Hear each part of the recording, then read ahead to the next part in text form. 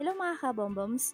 Today ituturo ko sa inyo kung paano ba yung gagawin nyo kapag wala kayo nare-receive na OTP dito sa may GCash. So as you can see dito, wala ako ma-receive na OTP kahit itap ko pa yung resend code.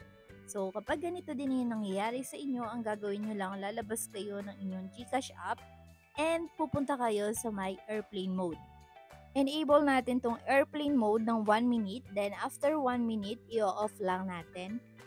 Then, after nito, meron pa tayong dapat gawin. Next is, pupunta tayo sa ating settings and pupunta tayo sa app management kung saan hahanapin natin yung ating messages. So, dito sa may app list, isi-search ko lang dito yung messages dahil kailangan natin alamin kung puno na ba yung storage ng ating messages. Kapag kasi puno na to, may hirapan na tayong makareceive ng panibagong messages. Once na ma-search na natin itong messages dito sa ating mga app list, pupuntahan natin yung storage. Then dito sa storage, i-clear lang natin yung cache. Minsan kasi naiipon yan kaya nahihirapan ng makareceive ng panibagong messages. Besides sa messages storage, kailangan din natin siguraduhin na yung mismong storage ng ating device ay meron pang enough storage para hindi tayo maka-encounter ng mga problems sa ating mga application. So, under pa rin ng settings, pupuntahan natin yung storage ng mismong device natin and dito makikita nyo kung ilang gig na ba yung nagamit natin and kung ilan pa ba yung available.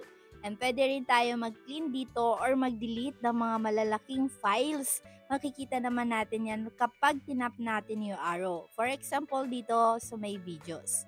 And kapag mag-clean naman tayo, ayan, tap lang natin yung clean and makikita nyo dito na mabilis na mag-scan. Tap natin yung clean ulit.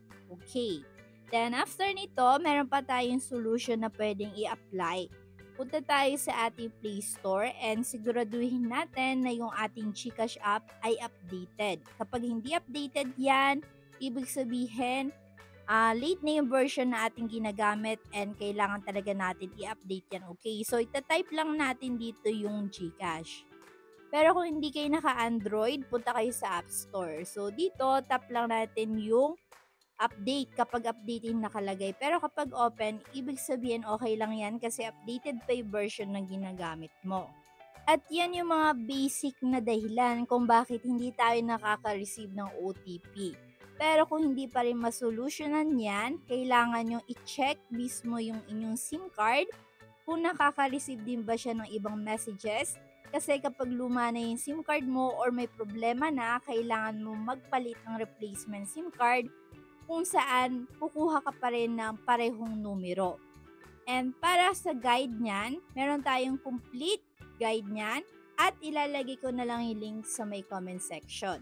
Sa ibang case naman, minsan yung mismong device yung problema, hindi siya compatible sa GCash app kasi low-tech masyado yung cellphone. Kung gano'n na yung case nyo, pwede naman kayo mag-try or makigamit ng ibang device.